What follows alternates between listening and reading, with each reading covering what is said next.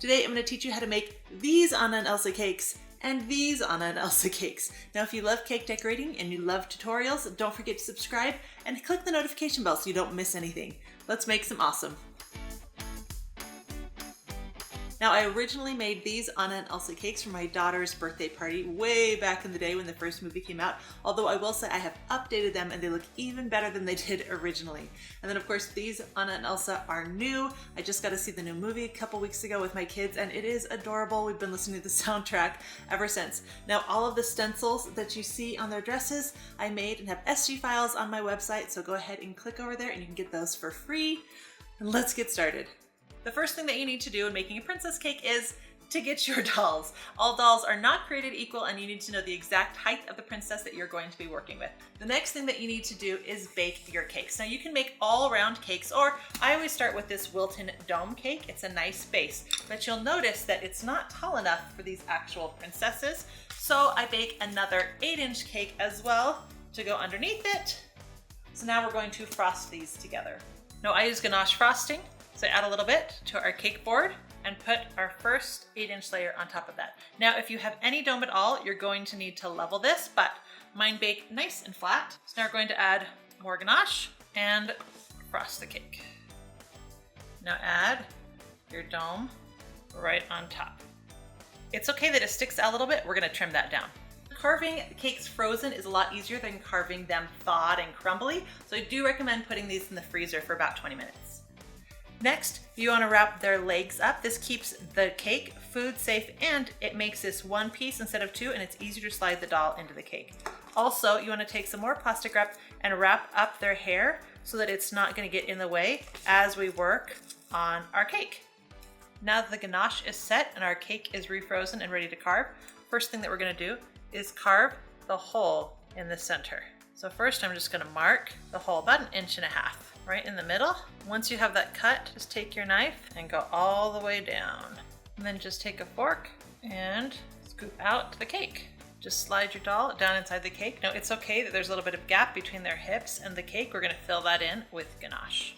And now it's time to carve the skirts. Obviously we're going to carve away this little lip right here, but another thing we're going to do is carve some ripples into their dress depending on which dress it is. So this is Elsa from Frozen 1, so I'm actually going to trim off quite a bit of the sides of these cake and make this more A-line. Once I've finished with the initial carving, I hold my knife against her body and I can angle out from there because that's where I'm going to fill in. I'm also going to cut one big long divot into one side, more like where a leg slit would be, and then soften those edges. Next up, Anna from Frozen 1. I'm going to, of course, carve this away and smooth out the skirt, and then I'm going to carve ripples into it. Mark where you're going to make the ripples so you can make sure that they'll be even. Just a light touch for this in case you need to move any of them. And then you can start carving and then soften all those edges. Now it's time to move on to Frozen 2. And so for Elsa, I'm going to go with an A-line shape again, cutting off that roundness. And then I'm going to cut the slit in the front where her jacket opens up and you can see her skirt underneath. Now in the movie, all of their skirts are short and you can see their legs, but obviously with cake, I'm not going to do that. Everything is going to be full length. You want to mark the center and then you want to mark where her skirt's going to open. Now, unlike the other skirts, we're not just going to cut a divot into this. We actually want to cut down, but then have it be flat underneath. Now for Anna in Frozen 2, her dress is also more streamlined. So we're going to make this more A-lined, matching Elsa's other dresses. We're going to give her a slit over on this side where her dress that's more of an Asian kimono opens up. You can see her pants underneath. And then we're also going to give her ripples so it also ties back to the first Anna cake. I'm going to give her a more flat front and start the slit right over here. Now this is going to be a lot sharper than all of the other little ripples that we'll be doing. Now along her skirt, she has these little areas where it comes up. So I'm actually going to cut back into the cake a little bit deeper along the base of those ripples and give us a little bit of depth. Now it's time to frost the cakes. Now I always use a ganache with my carved cakes. 1, it holds the moisture in really good. 2, it's delicious. And 3, it firms up really nicely so it will hold all of those details even after you add the fondant to the cake. Now ganache goes on just like frosting. It actually firms up really well, really quickly. Because it's just chocolate, You can take your hand and anywhere where there might be a ridge or it might not be perfectly smooth, your hand will be warm enough to just rub it nice and flat. So for each one of these dresses, I made a front and a back plan, along with notes of the fondant color that I would need, the techniques that I wanted to use, where I would start decorating, and what needed to be done before I could finish. In my original Elsa cake, in order to get that ombre look, I did a dark skirt and then I did a medium blue around the middle. This time around, I'm going to cover her whole body in one sheet of the medium blue and use my airbrush to get that dark blue on the bottom and create a softer, smoother ombre effect. Now to get the right color fondant, I took some Satin Ice Blue fondant, I mixed it with a little bit of white fondant, and I added a touch of green to bring it over to turquoise. So I just had a lot of pictures of Elsa in front of me as I was kneading and mixing the colors. Now you don't want to mix this whole big block at once, because if you get the color off, then you're stuck with this huge block that's the wrong color and it can be really hard to fix. So I start with just little itty bitty portions. Once I'm happy with the color, then I make a bigger batch. Now, I mixed a little bit of white with a little bit, just a little touch of this blue to get that lighter color for her shoulders and sleeves. But the lighter version of this is still really, really, really turquoisey, and on her it's a little bit more true blue. So what I did is I took a little bit of the Satin Ice Purple, which has a lot of strong blue in it, and it brought it down to this more true light blue. When you're working with fondant that's this thin, it's sometimes nice to use a pasta roller. Now if you put fondant that has shortening inside the pasta roller, it will actually stick. So you want to use a mixture of powdered sugar and cornstarch. Turn this on. Now the first time it will still be a little too thick, and you just keep going down in thickness level until you're happy with the size. Now I've rolled this out super thin. Something else to remember at this time is once her sleeves go on, it's kind of hard to move her arms around too much without making cracks. So you want to position her arms as close to how they're going to be at the end. Very gently lay our thin piece across her arms and chest. Work quickly because fondant this thin dries really fast. So first off, you want to cut off the excess so it's not hanging and pulling and stretching your fondant even more. You want to try to stretch the fondant while you can and while it's still mostly fresh. All the nooks and crannies that you're gonna want it to end up in. You want to pinch the sleeves underneath and cut where they meet. Remember, you can always cut more. It's okay to be a little hesitant this first time around to cut too much. If you need to add more fondant glue where the seam meets, do that. Now tools like this are great at getting into areas where your hand won't quite fit. Just go gentle and be slow. Try to keep the seam underneath. Now cut along the neckline. And now add some of the fondant glue to her back. We're going to add a sheet, making sure to match up where we cut the top of the sleeves. The last thing that we want to do is smooth the bottom of where we cut out so that we don't see a bump when we add her bodice. Now it's time to re-knead and warm up our turquoise fondant and then roll it out with a rolling pin. So paint some clear alcohol or fondant glue onto the bodice in a heart shape where you want it to stick. It could be a little tricky to wrap the whole bodice. Just do your best. I kind of started with the skirt and then I folded up the bodice after I had the skirt on. And because of that, it got some of that elephant skin. I left the fondant so thick that I can just rub that elephant skin out. So just go slow, take your time, and just keep rubbing. This will also thin out the fondant and bring back her body shape. Then cut the top into a strapless sweetheart neckline. All right, looks like we have a little bit of repairs to do, but that is okay. Don't forget to press the fondant into the leg slit and smooth it out using some fondant tools. Trim around the bottom of the skirt. It's time to start adding all the fun details. Now last time I just did a bunch of lines along her bodice to try to make it look crystally, but I was never really happy with that. So this time around I found this awesome silver sanding sugar. Get this to stick. We're gonna brush the bodice of the dress with some clear alcohol or fondant glue. And everywhere where we want it super concentrated, we're gonna get it a little bit stronger. And then I'm just gonna kind of bring it down the dress, kind of let it fade out. Now I'm gonna take that crystal sanding sugar and I'm going to pour it along the bodice of the dress. Now take a dry brush and brush it off of the areas that we didn't want it. Okay, this looks awesome. The sugar crystals are doing exactly what I'd hoped they do, just kind of fading down the skirt. Now we're gonna airbrush the bottom and kind of let it ombre up slightly.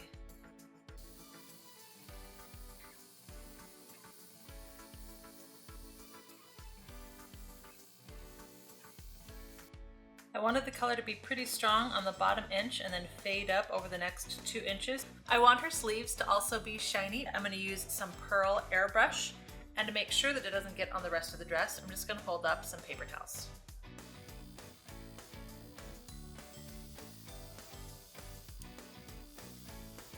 Once you're done spraying, get a paper towel and come in here and wipe off her skin.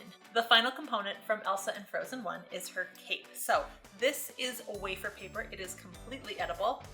I'm not saying it's the most delicious thing in the world, but it's edible. And I like to make my cakes as completely edible as possible. The best part is it cuts just like paper. Get the rough side wet with a little bit of water.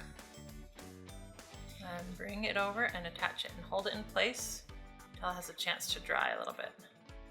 Now you can leave it just like this, but I like adding a little bit more shine, and so I'm going to use some more airbrush. I'm going to airbrush this with my silver airbrush. Now the airbrush is of course liquid, and it will cause the paper to curl a little bit, so don't overdo it, and just go slowly and be careful.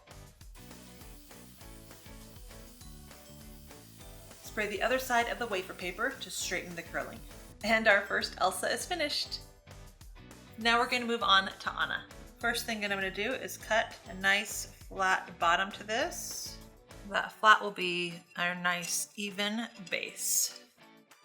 Now what we don't want is when we put the other layer of skirt on for this to create a bump. So we're just going to smooth this into the ganache so that it's seamless. Now to get the navy for her skirt, I actually started with the Satin Nice Purple. It is very dark and seems a lot more blue than purple a lot of the times. So I started with that, and then I added a bunch of gel navy food dye and mixed it in until I was happy with the color, and now we're gonna roll it out. Use a fondant tool to create our little waves in the skirt, and then cut the fondant at the base. Cut a line at the top and then smooth that fondant. Now just like I did with Elsa's sleeve, I used that color that I want for Anna's sleeves and bodice, and I rolled it really thin with my pasta roller. Use a lightened turquoise to add Anna's sleeves and blouse just like we did with Elsa. With black fondant rolled thin, cut out the bodice. We're gonna cut really long straps because they're gonna go up and over her shoulders, under her arms, and around the back. Same thing on this side. And then I'm just gonna cut this down here, and we will cut the brush on our fondant glue. This gets really sticky, so be careful. Because this black will also leave black anywhere it touches. And press that together. Now we're gonna try to do some fixing. Get a paper towel wet and lightly, constantly getting a new spot, rub those black spots off. As long as you get it while they're fresh, they should come off pretty easily. Now we can determine where we want to cut. Down here, be careful not to cut through your layers. Go ahead and smooth everything out a little. Now it's time for the real fun. We get to do the decorations on Anna's bodice and on her skirt. Now last time I did this, I just used some pre-made stencils that I found that were close enough. This time around, I created some of my own stencils. I have the SVG files available for free on my website, so you can click the link down below to go get those. I used my Cricut to cut them, but of course you can use any cutting machine with these files.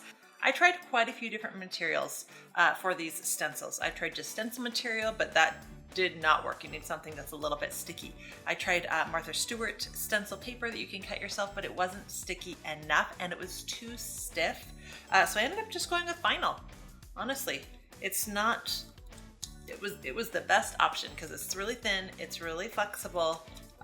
It worked pretty good overall. Now you can use stencils with airbrush, of course, but airbrushing on black and on navy tends to get a little bit tricky and you don't see it quite as well. So I'm gonna do the same thing I did last time, and that is to use some royal icing on the stencils. Now it will leave it a little bit raised, which will look like embroidery, so I'm okay with that. Powdered sugar and meringue powder. Don't forget your lid. And you wanna whisk those powders together. Add the water and beat some more. Now at this point, it's a little yellowy, it's kind of thick, it looks like you need more water, it feels a little dry, but don't do it. Just turn it up to high and let it beat for 10 minutes and it's gonna get glossy and white. Notice how steamy the lid is. That's because of all the moisture. You want to leave the lid on so that it doesn't dry out. You get your best results that way. Now it's ready to use, but it is very thick, so we want to add a little bit of water. Now a little water goes a long way when it goes to royal icing. That is pretty smooth, so we are going to move on. For Anna's dress, we want some pink and we want some green. You want to make sure after you've mixed up the royal icing that you put some plastic wrap right down on top, because any air that's touching it is going to dry it out. And then to use it, you just peel it back, use a little at a time, and then tap this back into place. Once you have your royal icing made, the very first thing that I recommend doing is actually testing the stencil and the royal icing first. So I tested this stencil first, and as you can see, it's really rough and choppy, and that lets me know that the royal icing is too thick. So I watered it down and tried this one, and it was still a little bit too rough. So I watered it down a little bit more, and now it's perfectly smooth. So this is what we're looking for. And now I'm ready to put it on the cake. Now the bodices can be really tricky to get stencils to stick to. So I tend to make a lot of cuts in the stencil. The great part about making your own stencils is you can print as many as you need. So try to get it wrapped nicely around the body, trimming where you need to trim, and get everything touching before you start. And then add the pink royal icing first, the flowers and the dots. Then add the green on the swirls and leaves. Try to pull straight away. Press the skirt stencil into all the nooks and crannies and add the pink, then green royal icing and peel away. After I take this skirt stencil off, I put it on the back of a plate so that I can clean it and then use it again. Repeat the pattern around the skirt. Squeeze that gold powder out into some clear alcohol and stir it smooth. To add the gold along her neckline, shoulders, and waistline. Remember that purple layer that we have under here? It is time to cut through that. Be careful only to cut through the navy layer. It's a subtle difference, but it's a great detail. Now we're gonna make Anna's cape. Now it is this beautiful burgundy wine color. For burgundy, 4 parts pink to 5 parts purple to 2 parts red. If we use fondant for the full length part of the cape, it's gonna be really heavy and it's just gonna like sit there and hang. So I am going to try something different. I'm going to try painting wafer paper. Now if you paint just one side, it curls up. But if you paint both sides, it tends to flatten back out. So for the long part of the cape, I'm gonna spray burgundy wine airbrush on the wafer paper. Now you wanna let that dry and then we'll cut it in the shape that we want. Get the edge of the cape damp and then hold it into place while it dries. You can always add more water if you need it. And then for the capelet part of the cape that wraps around and goes around her neck and her shoulders, we'll use the fondant. I'm gonna cut a 3-inch circle, cut a line into the center, and take away the excess. This is a number 1A tip for the hole in the center. Wrap it around Anna's neck and shoulders. So I'm gonna mark where I'm gonna cut the cape. The cape is actually rounded in the front. Once it's cut, place it back on Anna's shoulders and smooth it into shape. Then cut a strip that's going to act as the neck piece. After you've attached it, you're going to want to paint the inside of it black, leaving a maroon border. I just use airbrush paint. It also helps hide the seam, So you can paint all the way down to where it attaches. And our first Anna is also finished. All right, it's time to start Elsa from Frozen 2. Now she has this underdress and this jacket over it that she's traveling with. I'm gonna start by putting some white fondant inside the triangle that we created earlier. Once you have the inside filled, go ahead and cut yourself a border outside and work it in. Now the cutout on her back actually is transparent, and so I went with the thinnest I've done thus far. Paint with some clear alcohol, fondant glue on the back. I'm going to cut around her arms. And then I repeated this in the front, but with a thicker piece of fondant. Now the white dress that she's wearing under her traveling jacket is really, really, really, really glittery and shiny. So we're going to repeat what we did with our first Elsa, and we're going to use the silver sanding sugar. Paint the inside triangle. Hold it sideways. Just pour this sugar inside. Get rid of all the extra. Just get a little triangle wet up here. Brush it away wherever we don't want it. Now in this movie, her dress is a little bit more periwinkle. So I added blue fondant and some white fondant. I thought maybe just light blue would be enough, but it wasn't. And then I added purple, and then more purple, and then more purple. So remember, when you're mixing colors, always start with little batches. And once you find that shade that's right for you, then go ahead and make a bigger batch. So this is a lot of purple, a little blue, and a little white. And this is the darker shade that's like on her belt and the ombre on the bottom. So then I took this and added a lot more white to it to get this lighter periwinkle color. And this is what we're gonna use for her skirt and her jacket. So we're gonna roll this out and start with the skirt. Okay, because we're making the seam in the front, be very careful to get it centered. Cut around the base just to get all that extra weight off. So now I want to tuck this flap in here. I'm gonna add some fondant glue. Anywhere where fondant touches fondant, you're gonna wanna use that. Let's trim the waist and smooth it out. This is one side of the body of the jacket. Now wrap this up. It goes up her neck here, Wraps around her arm and around to the back. and then this piece comes down and around. Now before I add the sleeves and put her arms in place, I'm gonna add her belt. I have this beautiful white icing to use on Elsa's dress.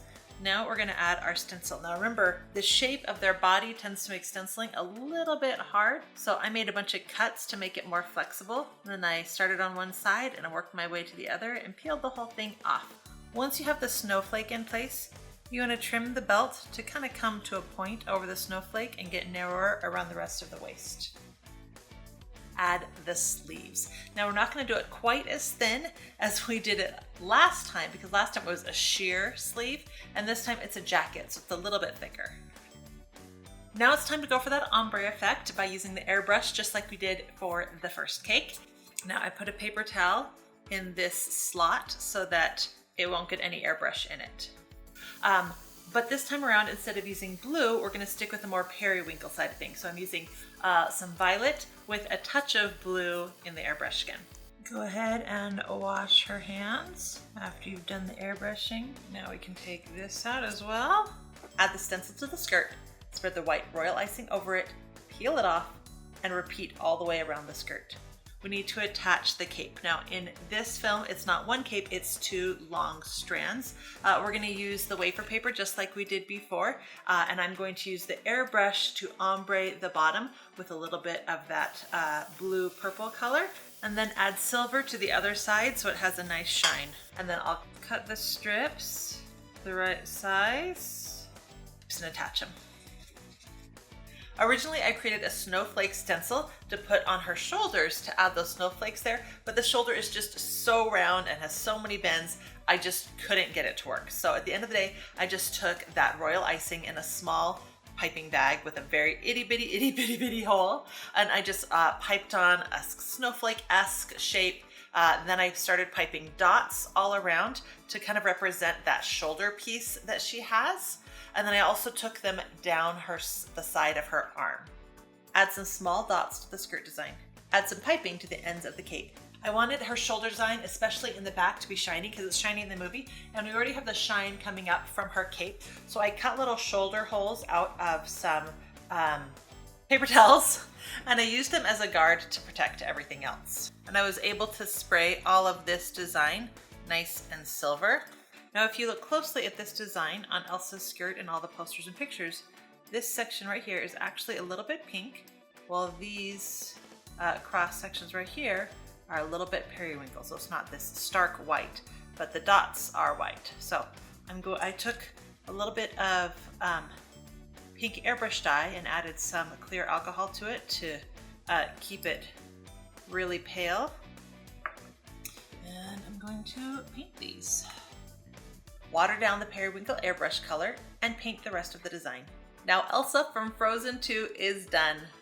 And just like that, we are on our final cake from Frozen 2, Anna and her traveling dress. So just like all the others, this one starts as a sketch where I decide what to do first. So for her, we're gonna create this inside right here. So for that slit in the skirt where we would see her leg, or in this case where we're just gonna see the inside of the slit, it's this chartreuse color. So I made this with about 10 parts orange, about half of that in yellow, and then a touch of green. So I rolled out a thin layer of this chartreuse, and we're gonna put it inside this slit right here. The royal icing for the designs that we're doing was black and gold. Now for the gold, I just use gold. We're actually going for kind of a mustardy color and it's perfect. For the black, I use a mixture of powdered black and super black gel paste to get that really strong black color.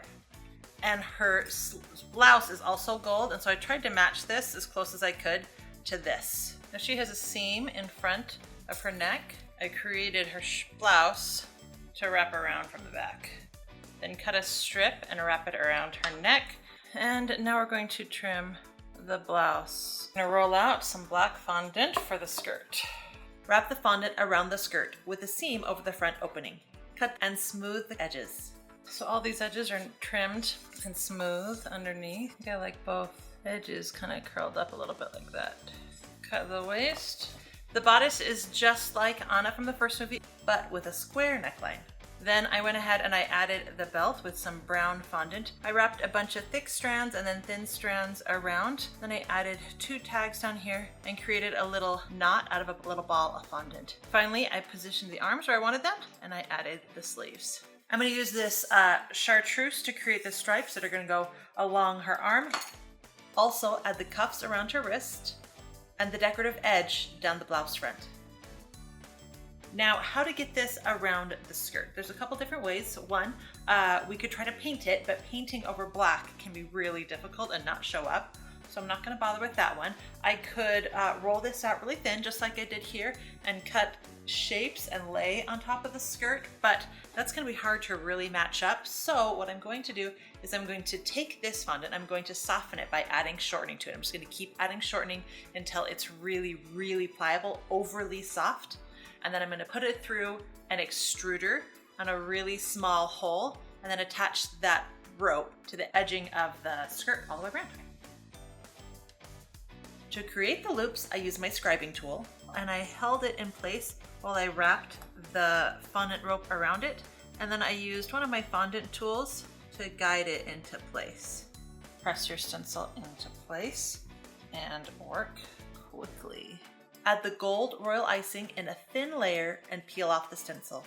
Now this stencil sits right above all of these little notches. So I folded it in half to make it easier to get into these crevices that I made. Use your fondant tool to help get the stencil in place. And again, add a thin layer of the royal icing and peel off the stencil. Add multiple small dots of royal icing along the gold stripe on the sleeves. Now I'm going to paint the triangle that's on her wrist cuff. Paint the decorative diamond shapes along the neckline. Add a royal icing brooch at the base of the neck. To get the color for Anna's cloak, this is about 15 parts pink to 5 parts purple to like 2 parts black. I've added gum text to make it stronger. I ran it through my pasta roller to make it nice and thin, and I'm just going to keep adding panels onto her and hope it looks like it's all one piece. So I've notched out around her neck and I've cut the length that I'm looking for. Add some clear alcohol along the top and the bottom of the panel. So I add some ripples to it to try to give it a more realistic look. But it's not attached right here, so it still has that cape look. So after that first panel, I went ahead and I did this front panel, and then I did the panel in between, making sure to keep some ripples wherever I could. Then I went ahead and I did this front panel. I want to give it that feeling of wind, so I have a paper towel holding this curl back until that dries. All right, we have one panel left. Each of these panels should have a little bit of a curve to the bottom. Go ahead and add where you're going to be sticking this. And anywhere where you can add more stickiness will only strengthen it. Add a collar to the cape. Add the stencil, then a thin layer of black royal icing to the back of the cape. Now along the bottom of her cape, she has this design all over. But with all the ripples that I have, I'm not going to bother doing that, but I am going to put it everywhere the cape touches the dress. Paint the collar black. And our final cake, Anna from Frozen 2, is complete. It was so much fun making these two cakes again, and even better than the first time around. And I will say, I probably watched the Frozen 2 trailer 300 times trying to get all the details for these dresses just right. And I love how they turned out. If you use these tutorials to make any of these cakes, don't forget to tag me on social media at Ashlee Marie Cakes, or use the hashtag #MakeSomeAwesome, and I will share your creation. In the comment box down below, let me know if there is a movie past, present, or future that you would like to see a cake on. Now, I am exhausted and I am gonna go take a nap while you enjoy the next video.